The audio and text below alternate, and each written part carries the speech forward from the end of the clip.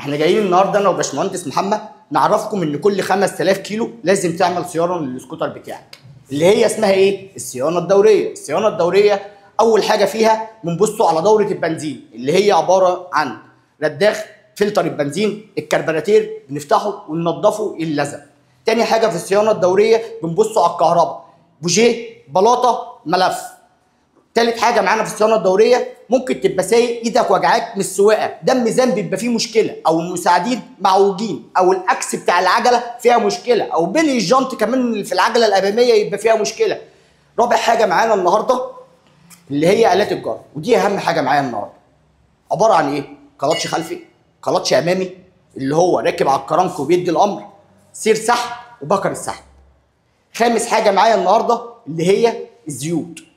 الناس بتفكر ان السكوتر عباره عن زيت موتور بس، بالعكس السكوتر عباره عن زيت موتور وزيت فتيس بيتحط كل 2000 ونص اللي هو زيت الجيربوكس. سادس حاجه معايا النهارده ان انا اشيك على جلب الموتور وجلب المقص. معانا الصيانه الدوريه بعد ما فتحنا وش السي في تي، معانا الكلاتش الخلفي بنفك الصاموله، ده الفلام. الكلاتش الامامي المروحه بتاعت الكلاتش الامامي، المروحه دي بيبقى فيها سن من جوه. قرب معايا كده بص السن عامل ازاي، السن متاكل. الكلاتش الامامي دوت لازم يتغير. ليه؟ لان السن متاكل المشرشر فراكب. تعالى قرب معايا بص سنون الكرنك مبوظ سنون الكرنك. يعني انا كده عشان اغير الكرنك ده واصلح المشكله اللي في السكوتر اضطر ان انا اعمل عمره واغير الكرنك في قلب الموتور. كل ده ليه؟ عشان استنيت على الكلاتش لغايه لما عمل لي المنظر ده. ده الكلاتش الخلفي. قرب معايا كده بيبقى راكب فيه تيل طلعه. الناس اللي بيبقى عندها تقل في الطلعه ودردره في الطلعه، ده السبب.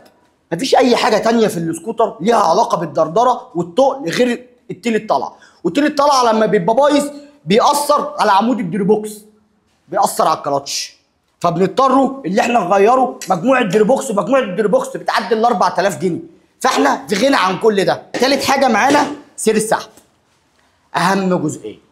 في ناس ياما قوي سير السحب بيتقطع معاهم على السكه. ليه بيتقطع؟